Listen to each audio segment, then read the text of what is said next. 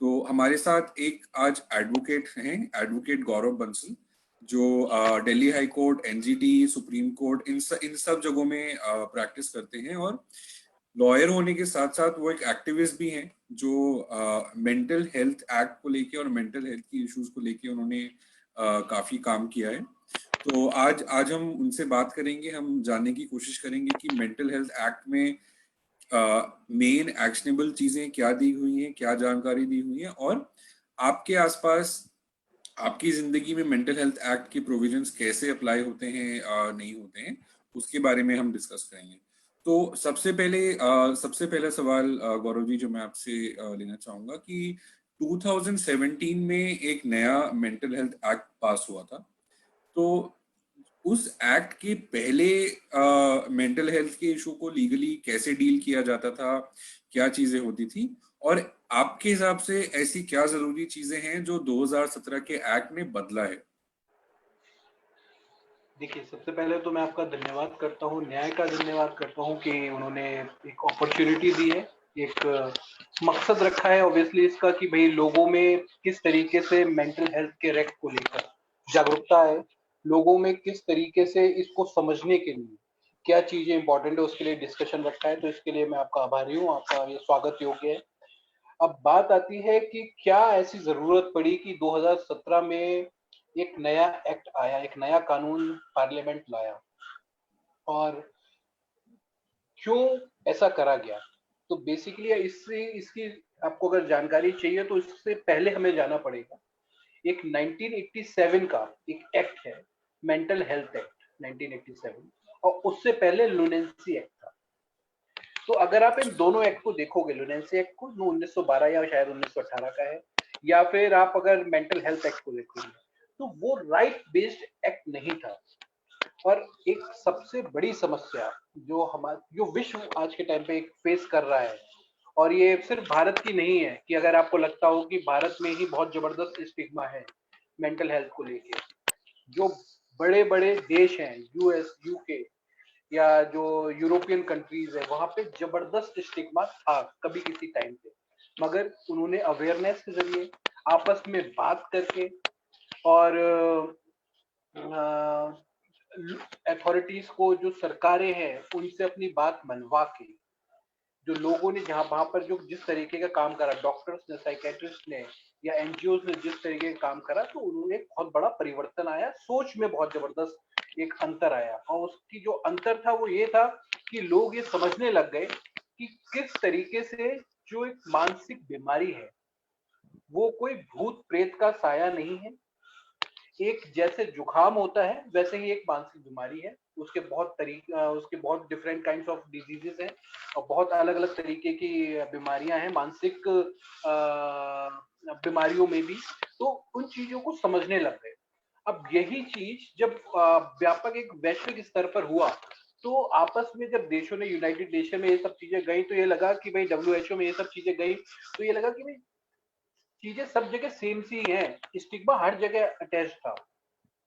तो डब्ल्यूएचओ ने और यूनाइटेड नेशन ने इस पे काम करा कि कुछ गाइडिंग प्रिंसिपल्स निकाले, जो उन्हें लगा कि भाई सब जगह होने चाहिए, और वो कुछ बेसिक प्रिंसिपल्स हैं। और उन्हें लगा कि भाई क्यों ना इनको राइट बेस्ड करा जाए, कि भाई जैसे एक जिस तरीके का स्टिग्मा, जिस तरीके का एक भय का एक वातावरण रहता है मानसिक बीमारी को लेकर, तो क्यों ना इसको दूर करने के लिए आपस में बात करी जाए। तो सारे राष्ट्र बुलाए गए, मेंबर स्टेट्स को बुलाया गया, उन्होंने बातें समझी, शेयर करी, बहुत तगड़ा डॉक्यूमेंटेशन हुआ, चीजें आदान प्रदान हुई, नो हाउ जिसे कहते हैं वो आदान प्रदान हुआ। फिर जाकर एक कंसेप्ट निकला, United nation convention on right of person with disability, जिसे हम यूएनसीआरपीडी कहते हैं। यूएनसीआरपीडी ने, आप कहिए कि भारत की तो तस्वीर बदल दी अगर आप मेंटल हेल्थ के बात करते हैं। तो जब संयुक्त राष्ट्र में ये सब चीजें उठी, तो फिर जितने भी मेंबर स्टेट्स हैं उनसे कहा गया कि ऐसा है, आप अपने अपने देशों में जाइए और इसको इम्प्लीमेंट करिए। और यूएन में अगर हम किसी भी चीज पे साइन कर देता है एज अ मित्र, जो मेंबर, जो आपका क्या कहते हैं मेंबर कंट्री है, तो वो फिर उसके लिए इंटरनेशनली एक, क्योंकि उसने इंटरनेशनल प्लेटफॉर्म पे वादा करा है यूनाइटेड नेशन से, यूनाइटेड नेशन में, कि हम इसको बदलाव लाएंगे इस कानून में, तो वो फिर इनको लाना पड़ता है यहाँ पर। इन सब चीजों को देखते हुए मेंटल हेल्थ एक्ट में बहुत ज्यादा कमियां थी 1987 के। वो राइट बेस्ड अप्रोच नहीं थी। वहां पे डिस्क्रिमिनेशन का एक बहुत जबरदस्त है कि भाई आप कह तो देते हैं कि भाई डिस्क्रिमिनेट नॉन डिस्क्रिमिनेट नहीं होना चाहिए सरकार का, कोई भी रवैया जो हो वो उसमें कहीं भी किसी भी तरीके का डिस्क्रिमिनेशन नहीं होना चाहिए, मगर जब बात आती कि कहाँ लिखा है तो कहीं नहीं लिखा था। और एक और जो सबसे इम्पोर्टेंट बात है, अगर आप मेंटल हेल्थ केयर एक्ट की बात करते हैं, कि ये पहला कानून है देश का जहां पर हेल्थ को एक स्टैट्यूटरी मान्यता मिली है, एक संवैधानिक हक के साथ साथ एक आज के समय में आपका एक कानून द्वारा आपको ये सुरक्षित करा गया है हर आदमी को कि उसकी मेंटल हेल्थ की ट्रीटमेंट की जिम्मेदारी सरकार की। ये बहुत बड़ा कदम है जो इसी से आया है, तो ये एक स्वागत योग्य कदम है। इन सब चीजों को अगर आप तो जहां पर आप कहते हैं ना कि क्या चीजें रह गई थी जो यहाँ पर हुई हैं मेंटल हेल्थ केयर एक्ट 2017 में, तो कुछ चीजें जैसे मैं आपको बता सकता हूँ कि जैसे एक कम्युनिटी लिविंग का एक कंसेप्ट है। आप मान सकते हैं कि जहाँ पे भी देश में पहले ऐसे लोग थे जो मेंटली इल थे, तो उनको ये माना जाता था उन्हें समाज से अलग कर दिया जाता, और उन्हें कहा जाता था कि यार ये तो बेसिकली एक तो स्टिग्मा इतना जबरदस्त अटैच था कि लोग ये कहते थे यार इनको तो भूत प्रेत का साया है या ऊपरी हवा है। तो और मोस्टली ये होता था कि भाई इसे भगवान जी के मतलब दरगाह पे या मंदिर में या मस्जिद में या चर्च में ले जाओ, प्रीस्ट जो भी वहां के मौलवी या पंडित जी या फिर जो पादरी होंगे वो उसका भूत भगा देंगे, वो ठीक हो जाएगा। तो हेल्थ को हम भूले जा रहे थे और ऐसे लोगों को हम समाज से अलग कर देते थे। तो मेंटल हेल्थ केयर एक्ट 2017 ने एक ही अधिकार दिया ऐसे लोगों को कि आप भी कम्युनिटी का हिस्सा हैं, आपके पास भी वही राइट है जो एक सामान्य आदमी के पास है। आपके पास भी राइट टू वोट है, आपके पास भी राइट टू पार्टिसिपेट है, आपके पास भी वो सारे मौलिक अधिकार हैं जो एक सामान्य आदमी को होते हैं। तो ये एक बहुत बड़ी विशेषता है इस मेंटल हेल्थ केयर एक्ट की। शुक्रिया गौरव जी। तो आपने एक जो पॉइंट लिया उसी को मैं आगे ले जाना चाहूंगा। जैसे आपने कहा कि इस एक्ट ने ये सबसे बड़ी चीज बदली है कि एक ऐसा इंसान who is living with mental health issues, उनको वो सारे हक दिए गए हैं जो एक नॉर्मल सिटीजन को कॉन्स्टिट्यूशन ऑफ इंडिया के अंडर दिए जाते हैं। इसके अलावा अगर मैं एक ऐसा इंसान हूँ जिसको if I am suffering from mental health issues, मुझे कोई किसी तरह की मानसिक बीमारी है, तो क्या कोई ऐसे स्पेसिफिक या स्पेशल राइट्स भी हैं जो मेरे को इस एक्ट के अंडर दिए गए हैं क्योंकि मुझे मेंटल हेल्थ के इश्यूज हैं? क्या इसके बारे में अगर आप कुछ बता सकें? देखिए, जैसे मैं आपको बताऊं कि पहले क्या होता था कि ये स्पष्ट नहीं था कि क्या ऐसे लोगों की बिना सहमति के या बिना सहमति के रिसर्च हो सकती है या नहीं इनके ऊपर। और ये इतिहास गवाह रहा है कि ऐसे लोगों को जिनके साथ मानसिक बीमारी एसोसिएटेड थी या जिन्हें मानसिक बीमारी थी, तो उनके ऊपर जबरन रिसर्च होती, उनको आप कह सकते थे ह्यूमन ट्रायल सारा का सारा उन्हीं पे हो जाता था, जो क्लिनिकल ट्रायल है। तो ऐसे कई बार केसेस आए थे सामने। इस चीज को भी ध्यान में रखते हुए मेरे ख्याल में अगर आप मेंटल हेल्थ केयर एक्ट की बात करें तो शायद सेक्शन 99 है उसका, जो कहता है कि अगर आप रिसर्च कर रहे हैं तो अपार्ट फ्रॉम द फैक्ट कि आप भाई उस बंदे की कंसेंट तो होना बहुत ही जरूरी है, मगर ये एसएमएच जो एक मेंटल हेल्थ केयर एक्ट में स्टेट मेंटल हेल्थ अथॉरिटी बनी हुई है, वो चेक वहां से आपको परमिशन भी लेनी पड़ेगी उस स्टेट की कि क्यों हम ये करना चाह रहे हैं। और इसमें ऐसा कुछ नहीं है जिससे कि उस बंदे की जिस जिस मतलब mental person with mental illness, यहाँ पे मैं पीएमआई वर्ड यूज करूंगा इसके लिए, कि जो पीएमआई है पर्सन विद मेंटल इलनेस, उसको कोई हानि नहीं पहुंचेगी। तो ये अपने आप में एक नया चीज है, इसमें कभी भी कोई पहले हमने इस तरीके से आदमी को आदमी की तरीके से देखना हम भूल गए थे क्योंकि हम स्टिग्मा इतना जबरदस्त था।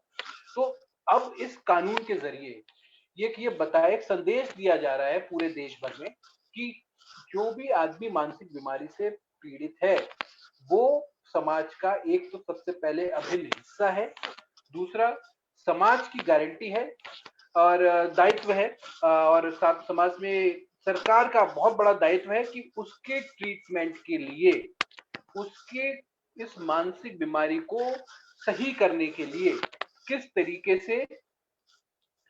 आप उसको ट्रीट करा जाएगा, उसको क्योर करा जाएगा। ये भी आज के समय में एक समाज क्या कहते हैं मेंटल हेल्थ केयर एक्ट में सरकार की जिम्मेदारी दी गई है। शुक्रिया गौरव जी उस जवाब के लिए। तो आगे मैं, क्योंकि आप एक प्रैक्टिसिंग एडवोकेट भी हैं, आप कोर्ट कचहरी में भी काम करते हैं, तो इस चीज आपके यहाँ होने का मैं ये भी फायदा उठाना चाहूंगा कि जैसे काफी बार किसी भी आम नागरिक के लिए, चाहे वो पर्सन विद मेंटल इलनेस हो या कोई और भी हो, किसी भी अपने हक पाने के लिए या किसी भी काम के लिए कोर्ट जाना एक बहुत ही चैलेंजिंग चीज हो जाती है। कोई भी अपने मन से या खुशी से ज्यादातर कोर्ट नहीं जाना चाहता है। जब कोई भी इंसान बहुत त्रस्त होता है तभी वो कोर्ट के दरवाजे पे पहुंचता है। तो अगर इस एक्ट के अंडर मैं किसी चीज में एक्शन लेना चाहता हूँ, जैसे कि आपने ही जो एग्जांपल दिया, अगर मेरे ऊपर किसी गलत तरीके की रिसर्च हो रही है या मेरे कंसेंट के खिलाफ कुछ किया जा रहा है, तो मुझे किन चीजों के लिए तैयार रहना होगा? मैं क्या एक्सपेक्ट कर सकता हूँ कोर्ट में? मैं खुद को कैसे प्रिपेयर कर सकता हूँ? कोर्ट में जो प्रोसेस है उसको मैं कैसे हैंडल कर सकता हूँ? देखिए, पहली बात तो कोर्ट जाने की जरूरत नहीं है। कानून ये कहता है कि आप सीधे स्टेट मेंटल हेल्थ अथॉरिटी में लिखें कि अगर आपको लगता है कि कोई मेंटल हेल्थ एस्टेब्लिशमेंट है, मान लीजिए किसी सरकारी अस्पताल ने जो मानसिक मेंटल इलनेस से रिलेटेड है, कोई मेंटल हेल्थ इंस्टीट्यूशन है या मेंटल हॉस्पिटल है, उसने आपको जबरदस्ती जबरन पकड़ लिया है और उसके ऊपर फिर आपको वो क्या कहते हैं जबरन आपके ऊपर शोध कर रहा है या आपको पकड़ के आपको ठीक करने की कोशिश कर रहा है, तो ऐसी स्थिति में बेसिकली आप एक अथॉरिटी है जो इसमें ही मेंटल हेल्थ के एक्ट में बनी हुई है, स्टेट मेंटल हेल्थ अथॉरिटी में आपके पास एक राइट टू कंप्लेंट, एक ये भी नया टाइप का एक आपको एक हक दिया गया है इसमें अंदर इसका मेंटल हेल्थ के एक्ट में, जिसमें आपको लिखा हुआ है कि अगर आप डेफिशिएंसी ऑफ सर्विस है या कोई ऐसी चीज है जो अनैतिक है या गैर कानूनी है, तो ऐसी स्थिति में आप कोर्ट के अलावा दो इंस्टीट्यूशंस हैं जहां पर आप जा सकते हैं। एक तो स्टेट मेंटल हेल्थ अथॉरिटी है और दूसरा जो इंस्टीट्यूशन है वो है मेंटल हेल्थ रिव्यू बोर्ड। तो मेंटल हेल्थ रिव्यू बोर्ड और स्टेट मेंटल हेल्थ अथॉरिटी में भी जाके कंप्लेंट कर सकते हैं। इसके अलावा अगर आपको लगता है कि यहाँ पे टाइम टेकिंग प्रोसेस हो रहा है, तो फिर आप ऑब्वियसली हाई कोर्ट का दरवाजा खटखटा सकते हैं। और ये भी कानून में बहुत साफ तौर से लिखा हुआ है कि आपने अगर स्टेट मेंटल हेल्थ अथॉरिटी में गए हैं और वहां से जवाब नहीं मिल पा रहा है, तो आपके पास ये राइट है कि आप हाई कोर्ट का दरवाजा खटखटाए और वहां से अपनी न्याय पाए। अब एक और जो आपका इम्पोर्टेंट एक क्वेश्चन था कि भाई कैसे पा सकते हैं, क्योंकि वो लास्ट रिसॉर्ट होता है किसी भी आदमी के लिए और ये एक्सपेंसिव भी होता है, ये भी बात बिल्कुल ठीक है। और वकील कहाँ से मिलेगा? और ऐसे भी बहुत सारे हमारा जो एक सामाजिक व्यवस्था है उसमें ये है कि ऐसे बहुत से लोग हैं जो पैसे ही नहीं है जिनके पास, तो वो क्या करें? तो इसके लिए सबसे अच्छा तरीका वो पहले से ही सरकार ने दे रखा है, पार्लियामेंट ने दे रखा है, वो ये है कि आपके यहाँ पर हर डिस्ट्रिक्ट में एक डिस्ट्रिक्ट सर्विस लीगल अथॉरिटी बनी हुई है। वहां अप्रोच करें डिस्ट्रिक्ट सर्विस लीगल अथॉरिटी में, और वहां से डिस्ट्रिक्ट सर्विस लीगल अथॉरिटी का आपको मैं थोड़ा सा एक बैकग्राउंड बता दूं कि वहां पे जजेस जो होते हैं डिस्ट्रिक्ट कोर्ट के, वो बैठ के अपना हेड करते हैं उसको। तो उस चीज और वो डायरेक्ट निगरानी में होती है हाई कोर्ट के। तो आप वहां पर जाकर अपने समस्या को रख सकते हैं और वहां से फिर डिस्ट्रिक्ट सर्विस लीगल अथॉरिटी आपकी मदद करेगा। और अगर केस फाइल करने की बात आती है और उन्हें लगता है कि वाकई में आपके साथ अन्याय हुआ है, तो वहां पर फिर आपको फ्री ऑफ कॉस्ट सरकार की तरफ से ही एक मिल जाता है आपको वकील, और फिर वो वकील सरकार के खर्च पे आपका केस लड़ेगा।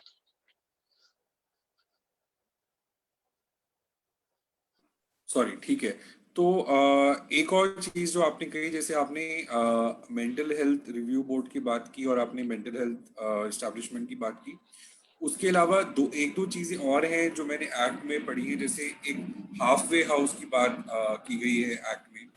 तो मैं जानना चाहता था कि आपका जो तजुर्बा रहा है और आपका जो एक्सपीरियंस रहा है, उसमें ये जो इंस्टीट्यूशंस एक्ट के अंडर दिए गए हैं, तो ग्रास रूट्स पे, जमीनी तौर पे ये इंस्टीट्यूशंस किस हद तक, एक तो सबसे पहले अवेलेबल हैं लोगों के लिए, और अगर अवेलेबल हैं तो क्या जो इनकी फंक्शनिंग सोची गई है एक्ट में, क्या ये उस हिसाब से फंक्शन कर रहे हैं?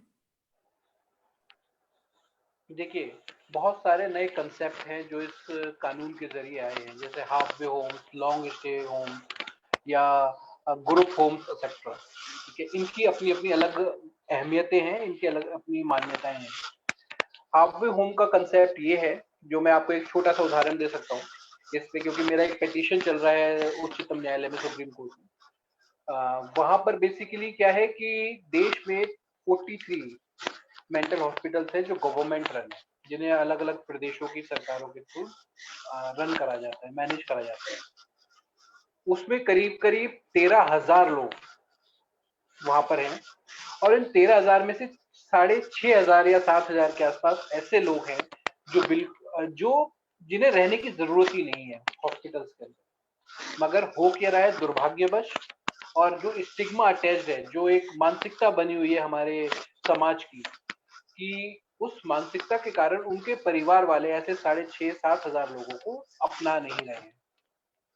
उसमें बहुत ये एक शर्म की बात भी है हमारे सब एक समाज, एज अ समाज, अगर हम एज अ नेशन अगर हम देखें कि हम अपने ही लोगों को जो मानसिक बीमारी से पीड़ित है, हमारा अपना खून, क्योंकि किसी ना किसी का रिश्तेदार, किसी ना किसी का बाप बेटा भाई बहन कुछ ना कुछ है, उन्हें नहीं ले रहे हैं घर वापस। तो ऐसे 6,500 से 7,000 लोग आज के समय में मेंटल हॉस्पिटल्स में एडमिट हैं। जब इस चीज को मुझे मालूम पड़ा तो मैंने एक पिटीशन करा था सुप्रीम कोर्ट में, जो भी पेंडिंग है और वो चल रहा है, जिसमें ये हुआ कि ऐसे लोगों को पहले तो वहां से निकाला जाए, क्योंकि अगर आप उसी माहौल में रखेंगे तो कितना भी ठीक हुआ आदमी हो, वो फिर से वैसे ही, मतलब उसके ऊपर दुष्प्रभाव ही पड़ेगा। तो इस चीज का बहुत बड़ा असर पड़ता है। तो हमने इसी बात की लड़ाई लड़ी थी कि ऐसे लोगों को यहाँ क्यों रखा है। तो उस केस में 2017 में सुप्रीम कोर्ट ने कहा कि आप ऐसे लोगों के लिए एक हाफ वे होम बनाएं। हाफ वे होम का कंसेप्ट ये है कि एकदम मेंटल हॉस्पिटल से निकलकर समाज में आने में, सामाजिक प्रणाली के ढांचे में ढलने के लिए कुछ चीजों की आवश्यकताएं हैं। एक तो सबसे बड़ी बात यह, क्योंकि स्टिग्मा इतना जबरदस्त है कि अगर मान लीजिए वो आदमी आके समाज में आना चाहता है, तो जैसे उससे पूछा जाएगा कि भैया कहाँ से आए हो, तो वो कहेगा मैं मेंटल हॉस्पिटल से आया हूँ, तो कोई भी उसे लेगा नहीं, अपने यहाँ नहीं रखेगा, क्योंकि स्टिग्मा इतना जबरदस्त है। तो उसे ये भी लगेगा पता नहीं इसे कुछ हो ना जाए, कल किसी को मार मूर दिया तो और दिक्कत हो जाएगी, क्योंकि जो हमारे यहाँ का एक धारणा बनी हुई है कि वो बड़ा खतरनाक है, वो जो है कुछ नहीं, वो हमारा और आपके जैसे बात भी कर रहा है, मगर क्योंकि धारणा इस तरीके की बनी हुई है, तो इस चक्कर में कई बार ऐसा होता है कि ऐसे लोग फिर समाज में ढल नहीं पाते, सामाजिक प्रणाली में ढल नहीं पाते। इस चीज पे हमारी फाइट चालू हुआ 2016 में।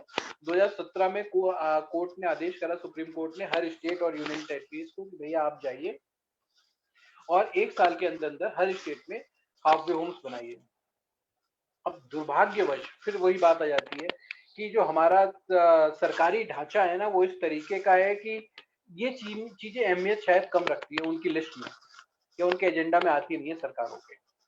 तो फिर से यही बात आई कि जब 1 साल का जो टाइम मिला, उसमें किसी भी स्टेट ने हाफ वे होम नहीं बनाया। फिर हमने कंटेम्प्ट फाइल करा, कोर्ट ने कंटेम्प्ट नोटिस इशू करा सब चीफ सेक्रेटरीज के खिलाफ। फिर जाकर ये बात आई, तब जाकर इन लोगों ने अब काम करना चालू करा, सरकारों ने काम करना चालू करा। तो धीरे धीरे आप समय के साथ साथ चीजें बदल रही है। मगर फिर एक और बड़ी इंपॉर्टेंट चीज है कि कुछ चीजें ऐसी हैं जो समय के साथ साथ जल्दी बदलनी चाहिए, जिससे कि लॉस कम हो। अगर ह्यूमन लाइफ को, जो आप मानवीय जान को अगर खतरा है, और आप अगर जो आपकी चाल है वो कछुए वाली चाल है, तो फिर वहां पे कई जाने हम गंवा देंगे। तो मेरा आपके माध्यम से भी, जो लोग दर्शक देख रहे हैं उनसे भी, और सरकार से भी यही एक हाथ जोड़ के प्रार्थना है कि जहां तक half way home, group home या लॉन्ग स्टे होम्स की बात है, उन्हें जल्दी बनाया जाए, जिससे कि ऐसे लोग जो अपने आप को ठीक पाते हैं, मगर सामाजिक प्रणाली के कारण अपने आप को किसी मेंटल हॉस्पिटल में पाते हैं, तो वो वहां से जा सकें और यहाँ पर शिफ्ट होके कुछ सीख के, वहां पे वोकेशनल ट्रेनिंग का भी एक कंसेप्ट होता है, वो करके समाज में दोबारा से अपनी एक नई जिंदगी चालू कर सके। ठीक है गौरव जी, तो मैं आपने जो पॉइंट दिया उसी से जुड़ी हुई मैं एक बात करना चाहूंगा। जैसे जब हम सोशल चेंज की बात करते हैं, सामाजिक एटीट्यूड की बात करते हैं, तो अगर आप देखेंगे अभी रिसेंटली जो सुशांत सिंह राजपूत जी का भी केस हुआ, उसमें भी जिस तरीके के स्टेटमेंट्स मीडिया में दिए जा रहे हैं कि क्योंकि शायद वो ड्रग्स करते थे तो इसका मतलब है कि वो पागल थे या उनको मेंटल हेल्थ इशू था। तो इस तरह की जो सोशल थॉट होती है, इस तरह की जो समाज की जो सोच है, जिसको बदलने की जरूरत है। मेंटल हेल्थ को एक ऐसा इशू जिसको सब लोग समझ सकें, सब लोग देख सकें। तो इस तरह की चीज में आपको, आपके हिसाब से जो कानून होता है, लॉ होता है, उसका कितना इम्पोर्टेंट रोल है? मतलब उदाहरण के लिए जैसे मैं अगर जब भी कोई बड़ा बलात्कार का केस होता है या रेप का केस होता है तो एक डिमांड पब्लिक से हमेशा ये आती है कि कानून और सख्त होने चाहिए या डेथ पेनल्टी होनी चाहिए। लेकिन अब आप अभी भी आप देख रहे हैं कि कानून तो बहुत सख्त किए जा चुके हैं, फिर भी उसके बाद भी जो सोशल चेंज जो लोग जाना चाह रहे हैं, वो अगर हम रेप्स के केस की बात करें तो अभी नहीं हुआ है। तो मेंटल हेल्थ का जो इशू है उसमें जो सोशल चेंज जिसके बारे में आप भी बात कर रहे हैं, लोगों की मानसिकता बदलने में बात कर रहे हैं, तो इसमें लॉ का कितना रोल होता है? और मतलब लॉ के अलावा भी क्या चीजें और सरकार की तरफ से होनी चाहिए इस चीज के लिए? देखिए, ये आपने इतना बड़ा प्रश्न कराया ना कि इसका उत्तर बड़ा मुश्किल है देना। और उसका रीजन ये है कि इसमें हर एक आदमी का, हर प्रणाली का, चाहे वो पब्लिक हो चाहे प्राइवेट हो, एक इन्वॉल्वमेंट चाहिए। कानून सख्त होने से अगर चीजें रुक रही होती तो अब तक आप कह सकते हैं कि स्थिति काफी अच्छी होती है। एनसीआरबी जो डाटा रिलीज करती है, नेशनल क्राइम रिकॉर्ड ब्यूरो, उसका जो डेटा है वो बहुत कम होता है, मगर दुर्भाग्यवश ऐसा नहीं है और इसके अपने अपने फैक्टर्स हैं। जो सब, अगर आप सब चीजों को लेके आएंगे तो कहीं ना कहीं निकलेगा कि इसका सबसे बड़ा जो फैक्टर है वो गरीबी है। तो और हर जगह का ये एक कह सकते हैं एक यही एक चीज ऐसी है जहां पर गरीबी के कारण बहुत सारी चीजें उठती हैं। मगर फिर वही बात है कि हम अगर बात ना करें तो फिर बात बनेगी कैसे? तो यहाँ पर मैं इतना कह सकता हूँ, क्योंकि मैं किसी एक्टर विशेष के, व्यक्ति विशेष के बारे में तो बात नहीं करना चाहूंगा, मगर हाँ इन जनरल अगर मैं बात करता हूँ कि भाई मेंटल हेल्थ के एक्ट में मेंटल हेल्थ से रिलेटेड जो फील्ड है उसमें कैसे सुधार आए, हमारे यहाँ परिवर्तन कैसे आए, जो एक मूलभूत परिवर्तन की हम बात करते हैं, तो उसके लिए हम सबको ये समझना पड़ेगा, हमें इज्जत देनी होगी। इज्जत अपनों को जो उस चीज से ग्रसित है, और ये भी समझना पड़ेगा कि दवा और दुआ साथ साथ चाहिए। सिर्फ दुआ से काम नहीं चलेगा, क्योंकि हम लोग मोस्टली क्या करते हैं कि उसे मंदिर या मस्जिद या किसी चर्च तो ले जाते हैं, गुरुद्वारे तो ले जाते हैं, जो पीएमआई मतलब पर्सन विद मेंटल इलनेस है। मगर जब दवाई की बात आती है तो लगता है कि ये टैबलेट क्या काम करेगी। तो मैं दुआओं के अगेंस्ट तो कोई नहीं है ना? तो दवा और दुआ का जो कॉम्बिनेशन है अगर आप उसे रखेंगे तो शायद जो एक स्टिग्मा है वो हटेगा, रिस्पेक्ट बढ़ेगी आपस में, और फिर समय ऐसा आएगा कि हम चीजों को समझने लगेंगे। और जो एक बदनामी है देश की कि भाई यहाँ पर एक ऐसे लोगों को इस तरीके से समझा जाता है कि आप ग्रामीण स्तर पे जाके देखेंगे तो कि वहां पर भूत भगाने के पंडित जी बैठे हुए हैं, है ना? तो ये सब चीजें कम होंगी। और कोई भी चीज समाज में हर तरीके का आदमी है, हर हर वर्ग से हर तरीके का एक बात आती है। तो कोई भी चीज, देखिए मैं चाहता हूँ कि कुछ भी अप्रिय घटना ना हो, है ना? कोई भी नहीं चाहता कि कोई अप्रिय घटना हो, मगर फिर वही बात है कि समाज में एक ये भी उसका एक हिस्सा सा है अभी, और इस चीज को हमें दूर करना है, इस हिस्से को हमें मिटाना है। वो तभी हो सकता है जब अच्छे लोग साथ बैठ के उस चीज को समझे, और जिन्हें जो आप कह सकते हैं भूलवश ऐसा कर रहे हैं उन्हें बताएं कि ये आपकी भूल है, ऐसा नहीं है, विश्व बहुत आगे बढ़ चुका है, साइंस बहुत आगे बढ़ चुकी है। ठीक है गौरव जी। तो एक सवाल जो काफी कॉमनली, जैसे जब हमने ये हमारा सेशन का पोस्ट फेसबुक पे डाला था, तो और आपने भी अभी जैसे बात की कि स्पेशली अगर गांव रूरल एरियाज में बात करें, ग्रामीण इलाके में बात करें, तो अगर किसी के साथ ऐसा होता है तो काफी बार उन्हें किसी पंडित के पास या ऐसे मंदिर मस्जिद के पास, या जो एक जो चीज कहते हैं झाड़ू छोकना, किया जाता है। तो जैसे मैंने भी बहुत साल पहले जब मैं स्कूल में था तो मैं एक बार मैंगलोर गया था, वहां पे मैं अपने दोस्त के घर पे था। तो हम लोग ऐसे ही बाहर कहीं थे, तो हम एक मंदिर से गुजर रहे थे जहाँ से बहुत जोर से चिल्लाने की आवाजें आ रही थी। और मैंने अपने दोस्त से पूछा था कि वहां पे क्या होता है, तो उन्होंने बताया था कि यहाँ पे जो यहाँ पे आसपास जिन लोगों को पागल माना जाता है उन्हें यहाँ लाया जाता है, और यहाँ पे जो है पंडित जी उनका जो भी मतलब जो चीज वो लोग करते हैं वो करते हैं। तो मैं ये जानना चाहता हूँ कि as a common man, as a citizen, अगर या तो मुझे कोई ऐसी चीज दिख रही है, या तो मेरी फैमिली में या फिर मेरे किसी को जानता हूँ, मेरे दोस्त किसी के साथ अगर इस तरह की चीज हो रही है, तो उसके लिए उस सिचुएशन में प्रैक्टिकली मैं क्या कर सकता हूँ? क्या एक्ट इस चीज का कुछ प्रोविजन रखता है कि मैं ऐसे मिसट्रीटमेंट के बारे में कोई थर्ड पर्सन कंप्लेन कर सके? जी, बिल्कुल। बहुत अच्छा सवाल है ये, क्योंकि कई बार ऐसा होता है कि हमें मालूम होता है कि यहाँ पर ये दुर्घटना हो रही है, यहाँ पर या ये अप्रिय घटना हो रही है। मगर क्योंकि हमें नॉलेज नहीं होता तो हम उस चीज़ को बता नहीं पाते। हम उस चीज़ का सॉल्यूशन नहीं कर पाते। तो इस चीज़ को मेंटल हेल्थ केयर एक्ट में ध्यान रखा गया है, और ये बताया गया है कि अगर आपको लगता है, देखिए हमें सेक्शन 100 है या सेक्शन 101 है, जो ये क्लियरली कहता है कि अगर आपके बेसिकली आसपास कोई ऐसी घटना हो रही है जहां पर कि आपको लगता है कि जो पर्सन विद मेंटल इलनेस है वो, उसकी जान को खतरा है, या वो किसी और की जान को खतरा है उसके उसके कारण, क्योंकि जब वो अपने आप कह सकते हैं मानसिक बीमारी के कारण वो इस अवस्था में ही नहीं है कि उसे मालूम ही नहीं वो कर क्या रहा है ना। तो ऐसे समय में सबसे जो एक सरल काम है वो ये है कि आप जो नजदीकी पुलिस स्टेशन है, या तो वहां पे चले जाएं या 100 नंबर पे कॉल करके बताएं। हमारे जो इस मेंटल हेल्थ केयर एक्ट का जो सेक्शन 100 है, वो इस बात की गारंटी देता है कि ये ड्यूटी है पुलिस ऑफिसर्स की, अकाउंटेबल ठहराया गया है इसमें स्टेशन हाउस ऑफिसर एसएचओ को, कि उसकी ड्यूटी है कि ऐसी जगह पर ऐसे आदमी के पास जाए और ये व्यवस्था बनाए कि कैसे उस आदमी का इलाज हो और वहां पे कोई अप्रिय घटना ना हो पाए जिससे।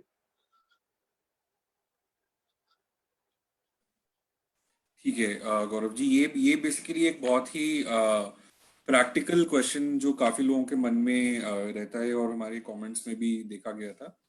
तो ज्यादा एक बस चीज मैं जानना चाहूंगा, जैसे आपने कहा कि इसमें पुलिस पुलिस कंप्लेन का प्रोविजन है, तो आपका जो एक्सपीरियंस रहा है, जैसे हमने इसके पहले मेंटालिटी की चेंज की बात की और सोशल चेंज की बात की, तो जैसे अगर मैं विमेन्स राइट्स की मूवमेंट की जो बात है उसके बारे में, तो काफी लोगों का ऐसा कहना है, स्पेशली महिलाओं का, कि कभी कभी जब वो पुलिस कंप्लेन करने जाती हैं किसी चीज के लिए, तो पुलिस हमेशा उस कंप्लेन को ठीक तरीके से नहीं लेती, और कभी कभी पुलिस की जो एटीट्यूड होता है वो उनके लिए एज अ डिमोटिवेटर एक्ट करता है व्हेन जब वो कंप्लेन करने की कोशिश कर रहे हैं। तो मेंटल हेल्थ केयर एक्ट में भी जो इस तरह के जैसे पुलिस, जैसे आपने बताया, एक रिस्पॉन्सिबल अथॉरिटी है, तो उनकी मेंटालिटी कैसे रहती है इस तरह की केसेस में? क्या वो ज्यादातर फैसिलिटेट करते हैं कंप्लेंट्स को, या क्या वो इग्नोर करते हैं कंप्लेंट्स को? इसमें आपका एक्सपीरियंस क्या रहा है? देखिए, पुलिस भी एक समाज का हिस्सा है। उसमें भी हमारे यहाँ के जैसे हम और आप हैं, वैसे ही कुछ लोग वहाँ पे सेवा कर रहे हैं। पुलिस को दो तरीके से लिया जाता है, एक तो पुलिस को बल के रूप में लिया जाता है और एक पुलिस को सेवा के रूप में ले सकते हैं। अब बेसिकली जो आदर्श स्थिति है, आदर्श स्थिति ये है कि पुलिस वालों को ये समझना चाहिए कि इसमें ऐसी मानसिक बीमारी के कारण ये सब हो रहा है, तो उसको उसी तरीके से ट्रीट करा जाए जिससे कि कम से कम कोई भी कोई भी अप्रिय घटना ना हो, और उस पर्सन विद मेंटल इलनेस को, जिसको मानसिक बीमारी ऐसे व्यक्ति को, वो जाके अपना सही इलाज करा सके। ऐसी व्यवस्था बनानी चाहिए। मगर फिर वही बात है, क्योंकि वो भी एक समाज का हिस्सा है, तो इसीलिए इस चीज को देखते हुए कि कहीं कोई आ, ऐसी गलत चीज ना हो जाए पुलिस के द्वारा जो कि इस कानून की धारणा, मेंटल हेल्थ केयर एक्ट की धारणा के विपरीत हो, इसलिए इसमें एक प्रावधान रखा गया है कि पुलिस वालों की रेगुलर ट्रेनिंग हो, सेंसिटाइज करा दे। एक मैनुअल बनाने की बात हुई है कि मेंटल हेल्थ के लोग, मेंटल हेल्थ या मेंटल इलनेस जो है लोगों से, उनसे कैसे डील करना है, उनके लिए क्या करना है, तो उसके लिए मैनुअल बनाने की बात हुई। और ये अभी कई, क्योंकि फिर वही बात है कि नया एक्ट है, नया कानून है, हल्के हल्के बदलाव आता है, एक बदलाव की भी अपनी एक सीमा, एक गति होती है। तो जब वो गति पकड़ लेगा तो ऑब्वियसली ऐसी चीजें नहीं होंगी। और जहां तक बात यह है कि भाई क्या, अब जैसे आप अगर दिल्ली की बात करते हैं या देश की राजधानी की बात करते हैं, तो माननीय उच्च न्यायालय जो दिल्ली हाई कोर्ट ने 2018 में एक केस में डॉक्टर संगीताचार्य का एक केस था, उसमें डायरेक्ट करा था स्पेसिफिकली दिल्ली पुलिस को कि आप जल्द से जल्द एक मैनुअल बनाएं और ऐसे लोगों को कैसे ट्रीट करा जाएगा उसके बारे में बताएं, जिससे कि कोई भी अप्रिय घटना ना हो। और उसमें ये भी बताया था, इवन यहाँ तक कह दिया गया था एक केस में कि जजेस की और दिल्ली पुलिस के लोगों की स्पेशल हर साल 2 या 4 बार आई थिंक सेंसिटाइजेशन प्रोग्राम चलाया जाए। तो उन्होंने जजेस को भी इंक्लूड करा था। आप देखिए कितनी अच्छी बात है। तो ये फिर वही बात आ जाती है कि क्योंकि एक धीरे-धीरे एक प्रोसेस है, हर चीज को होने में समय लगता है। तो जब देश की राजधानी में ऐसा हो रहा है तो ऑब्वियसली हम ये मान के चलेंगे कि हल्के-हल्के इस चीज को भी, ये भी चीज आगे आएगी, रोशनी पड़ेगी इस चीज पे और वहां पर भी ठीक से काम होगा। तो थोड़ा सब्र की बात है, थोड़ा फिर वही बात है कि आपस में हमें एक दूसरे को रिस्पेक्ट देनी पड़ेगी, तभी हम कुछ चीजें आगे ला सकते हैं।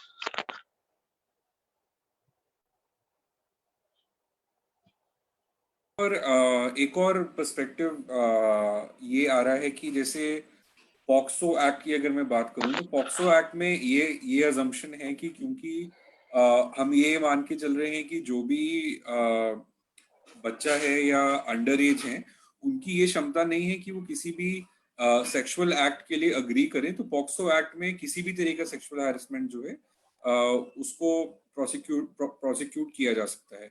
तो मेंटल हेल्थ एक्ट में क्या स्पेसिफिकली पीएमआई के लिए सेक्सुअल हैरेसमेंट को उनको सुरक्षा देने के लिए क्या कोई प्रोविजंस हैं? देखिए, वो चीज तो सेक्सुअल हैरेसमेंट एक्ट में आ गया ना, जो प्रोटेक्शन, अगर वो चिल्ड्रन की बात है तो वो सेक्सुअल हैरेसमेंट में आ गया है ना। तो चाहे वहां पर अगर आप सेक्सुअल हैरेसमेंट की बात करेंगे तो वो सेक्सुअल हैरेसमेंट एक्ट जो है वो डिफरेंशिएट नहीं करता है पीएमआई और आम आदमी में। तो वहां पे अच्छा। चाहे वो पीएमआई हो चाहे वो आम आदमी हो, उसके लिए समान ही है। अब बात आती है कि क्या सोशल सिक्योरिटी दी गई है, कि भाई कोई स्पेशल प्रावधान है। तो हाँ, कोर्ट ने ये, मतलब बेसिक कोर्ट कह रहा हूँ, आपका जो ये कानून है, कानून में बहुत तरीके के राइट दिए गए हैं। तो यहाँ पर एक इंपॉर्टेंट राइट है, right to protection from cruel, inhuman और डिग्रेडिंग ट्रीटमेंट। तो अगर आपके ऊपर कोई बेसिकली ऐसा कोई बहुत अत्याचार हो रहा है किसी तरीके का, तो वहां पर आपको सुरक्षित रखा गया है। कानून ये कहता है कि किसी भी तरीके से कोई भी अथॉरिटी आपका ट्रीटमेंट के नाम पर, क्योंकि कभी कभी ऐसी भी न्यूज आई है या एक न्यूज रिपोर्ट में हमने पढ़ा है कि उसके किसी बच्चे को हेल्थ केयर ट्रीटमेंट के नाम पर कि भैया इसका डॉक्टर साहब ने उसके साथ कुछ गलत काम करा हो, तो ऐसी, या फिर किसी पंडित जी ने ये कह के, या किसी योगा अध्यात्म वाले ने ये कह के कि मैं इनको ठीक कर दूंगा और उनके साथ कुछ गलत काम करूँ, तो ऐसी चीजों पर यहाँ पर ये उनके ऊपर बंदिश लगाई गई है कि किसी भी तरीके से कोई इन्ह्यूमन ट्रीटमेंट नहीं होगा, कोई डिग्रेडिंग ट्रीटमेंट नहीं होगा, किसी भी तरह का कोई अत्याचार नहीं करा जाएगा।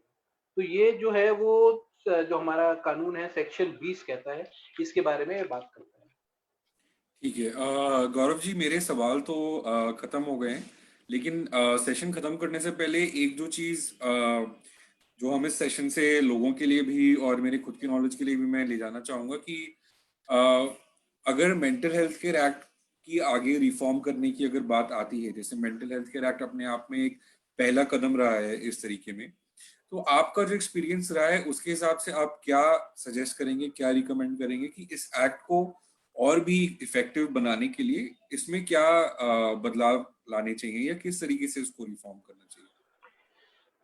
एक्ट को इफेक्टिव है ये, आप, मैं इसको दूसरे तरीके से रखूंगा कि ये एक्ट अपने आप में इफेक्टिव है, बस इसको प्रॉपरली इम्प्लीमेंट करने की बात है। अब क्योंकि हमने सारी, अब आपको कुछ चीजें, जो कुछ पहलू हैं जो बहुत इंपॉर्टेंट है और जिसपे शायद चर्चा नहीं हो पाई है, उसके बारे में मैं आपको अवगत कराना चाहूंगा, या जो ऑडियंस है उन्हें अवगत कराना चाहूंगा कि बेसिकली अगर आप देखें कि सरकार ने इस कानून में लाया है कि कोई भी पर्सन विद मेंटल इलनेस दवा के कारण उसका ट्रीटमेंट नहीं होता है, तो ये गलत, मतलब ये कि ये आप कह सकते हैं कि ऑफेंस है।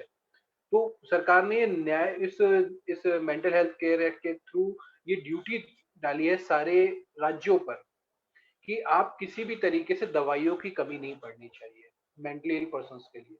तो उसके लिए उन्होंने एक essential drugs for mental health के लिए पूरा का पूरा सेक्शन 18 का सबसेक्शन 10 है, उसमें लिखा गया है कि नोटिफाई करना होगा, और वो प्राइमरी लेवल पर, क्योंकि हमारे यहाँ 3 तरीके की प्रणाली होती है जब हम हॉस्पिटलाइजेशन की बात करते हैं, हॉस्पिटल्स की बात करते हैं, प्राइमरी, सेकेंडरी और टर्शियरी। तो इन तीनों तरीके के लेवल पर वो दवाइयाँ उपलब्ध रहें।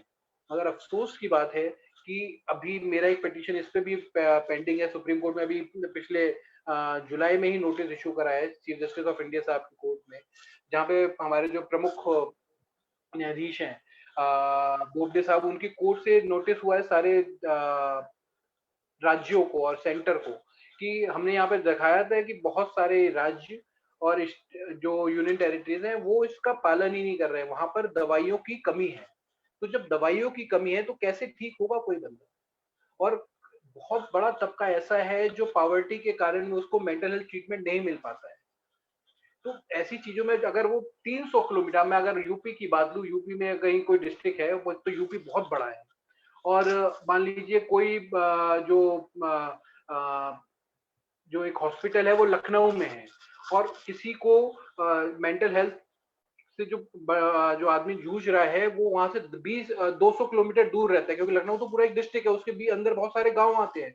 तो वो गांव वाला पहले तो चल के यहाँ पर आया क्योंकि उसके पास पैसे नहीं है, तो उसने किसी तरीके से 10-20 रुपए इकट्ठे करे, इस उससे आया ना, क्या कहते हैं, आशा से कि मेरा यहाँ पे इलाज हो जाएगा। जब वो डॉक्टर साहब के पास आता है, डॉक्टर साहब दवाई तो लिख देते हैं, मगर क्योंकि सरकारी अस्पताल में दवाई नहीं है, तो वो फिर कहते हैं कि भैया ये जाके बाहर खरीद लो, बाहर से खरीद लो। और जो दवाई 10 पैसे की है वो बाहर 10 रुपए की मिलती है, और जिस पे 10 पैसे नहीं है उससे आप कैसे एक्सपेक्ट कर लेंगे कि वो 10 रुपए की दवाई खरीद ले? तो ये सब चीजें बुनियादी चीजें हैं, और बुनियादी चीजों को मुहैया कराना पड़ेगा, तभी हम मेंटल हेल्थ जैसी जो एक विशाल जो समस्या बनी हुई है उससे निजात पा सकेंगे। तो यहाँ पर ऐसा कुछ नहीं हो पा रहा है, और ये बड़े ही मतलब देश के हमने 75 साल आजादी के बाद अगर हम लोग इस एक छोटी सी 10 पैसे की दवा अगर हम अपनी सरकारें हमारी उस मेंटली पर्सन को नहीं दे पा रही हैं, तो ये शर्म से डूब मरने की बात है उन सरकारों के लिए जो बहुत बड़े बड़े वादे करती है। पहली बात। इसी तरीके से अगर आप देखते हैं तो आज के समय में देश में 6,500 से ज्यादा लोग ऐसे हैं जिनके घर वालों ने ही उन्हें अपनाने से मना कर दिया है, और वो मेंटल हेल्थ किसी मेंटल हॉस्पिटल में या किसी मेंटल हेल्थ इंस्टीट्यूशन में सड़ रहे हैं। माफ कीजिएगा मैं इस तरीके की लैंग्वेज यूज कर रहा हूँ। तो यहाँ पे सरकारों को हाफ वे होम बनाने सुप्रीम कोर्ट का ऑर्डर है, मगर कमाल है कि सरकार कुछ बना ही नहीं रही है। इसी तरीके से अगर आप देखते हैं कि किस तरीका मेंटल हेल्थ इंश्योरेंस की बात करी जाती है, ये इस कानून में एक बहुत बड़ी बात ये लिखी गई है कि आप इंश्योरेंस कंपनियां उसको डिस्क्रिमिनेट नहीं कर सकती कि कोई मेंटली इल है तो हम उसे इंश्योरेंस नहीं देंगे। आज तक ये होता था, मगर इस कानून में ये प्रावधान दिया गया कि आपको मेंटल हेल्थ इंश्योरेंस देना पड़ेगा। मगर बावजूद इसके कि कानून में लिखा हुआ है, माफ कीजिएगा हमारी सरकारें इसको इम्प्लीमेंट नहीं करा पा रही हैं, क्योंकि वो किसी एक लॉबी विशेष के कारण में प्रेशर में है। यहाँ पर इंश्योरेंस कंपनी नहीं चाहती कि उन्हें लगता है कि अगर वो बेसिकली ट्रीटमेंट देने लग जाएंगे तो उनको लॉस हो जाएगा। तो बहुत सारी ऐसी चीजें हैं जिस पर कि हम लोग ध्यान नहीं दे रहे हैं, और उस पर देना बहुत जरूरी है, तभी हम एक आम आदमी की जिंदगी बचा पाएंगे। ऐसी चीजों को मेरा आपके माध्यम से भी सरकारों से अनुरोध है कि प्लीज हवाबाजी के अलावा भी कुछ चीजें हैं जो करनी है, और बहुत ही मूलभूत सी चीजें हैं। यहाँ पे बहुत बड़ा कोई रॉकेट साइंस का वो नहीं है कि आपको बहुत बड़ा दिमाग लगाना पड़ेगा, बस कुछ बुनियादी सुविधाएं मुहैया करानी है। तो उसके लिए पर्याप्त लोग होने चाहिए, पर्याप्त इंफ्रास्ट्रक्चर होना चाहिए, वो है, मगर क्योंकि पर्याप्त इच्छा शक्ति नहीं है, इस कारणवश बहुत सारी चीजें अधर में लटकी हैं, जिसका जो भरपाई हम लोगों की जिंदगी आप कह सकते हैं लोगों की जिंदगी गंवाने से कर रहे हैं। ठीक है गौरव जी। दो चीजें जो आपने बोली जो मेरे लिए सबसे जरूरी टेक अवेज इसमें से रहे हैं। एक तो सबसे पहले कि कानून के हिसाब से अगर देखा जाए तो ये कानून रिलेटिवली थोड़ा नया है। अभी 2017 में ही ये कानून आया है, और उस हिसाब से जो ट्रांसफॉर्मेशन और चेंज हम इस कानून के थ्रू चाहते हैं उसके लिए हमें थोड़ा इसको समय और देना पड़ेगा। और दूसरी बात जो मैं समझ रहा हूँ कि जिस तरीके से ये कानून लिखा गया है, जिस तरीके से इसका फ्रेमवर्क है, वो काफी हद तक जो इफेक्ट हमें चाहिए, जो एक्शन हमें चाहिए, उसके लिए सही है। बट जहाँ पे हम अभी as a society and as a administration जहाँ हम चूक रहे हैं, वो है इम्प्लीमेंटेशन, कि कानून की जो प्रोविजंस हैं वो इम्प्लीमेंट नहीं हो पा रहे हैं। चलिए गौरव जी, आज हमारे साथ जुड़ने के लिए बहुत बहुत शुक्रिया। बहुत अच्छा लगा मुझे जिस तरीके से आपने एक्सप्लेन किया, क्योंकि हमारी जो ऑडियंस है उसमें ज्यादातर आम आम लोग हैं जिनमें जो कानून ज्यादातर नहीं पढ़ पाते, नहीं समझ पाते। तो आपने जिस तरीके से चीजों को समझाया, एक तो आपने सारे सेक्शंस के नाम भी हमें समझाए, और साथ में उसके आसपास प्रैक्टिकली वो कैसे इम्प्लीमेंट होता है, लॉ की हिस्ट्री के बारे में आपने बताया, और इस लॉ को अगर आगे जाके सक्सेसफुल करना है, ठीक से इम्प्लीमेंट करना है, तो उसके लिए क्या करना पड़ेगा, उसकी भी आपने काफी अच्छे से डिटेल में हमें जानकारी दी। एंड आई एम श्योर कि जो हमारे रेगुलर फॉलोअर्स हैं वो भी सेशन से काफी खुश रहेंगे, और इस तरह की इंफॉर्मेशन से काफी खुश रहेंगे। और मेरी तरफ से भी और सबकी तरफ से भी आपको बहुत बहुत शुक्रिया। मुझे पता है कि एज ए प्रैक्टिसिंग लॉयर आपका टाइम काफी कीमती रहता है, और वीकेंड्स पे भी बहुत काम रहता है। जो कोर्ट के लॉयर्स होते हैं, कोर्ट बंद होने के कारण आपका काम तो नहीं रुकता है। तो आपने समय निकाला, हमारे साथ आज जुड़े, उसके लिए बहुत बहुत शुक्रिया। मैं बस ये कहूंगा कि आपका भी धन्यवाद और न्याय टीम का धन्यवाद कि उन्होंने इतने गंभीर मुद्दे पर बात करी, लोगों को जागरूक करा, और मैं आशा करता हूं कि हम सब लोग मिलकर एक मेंटल हेल्थ केयर एक्ट के साथ साथ एक नया समाज बनाने की ओर अग्रसर रहेंगे और इसी तरीके से काम करते रहेंगे। धन्यवाद। शुक्रिया, थैंक यू।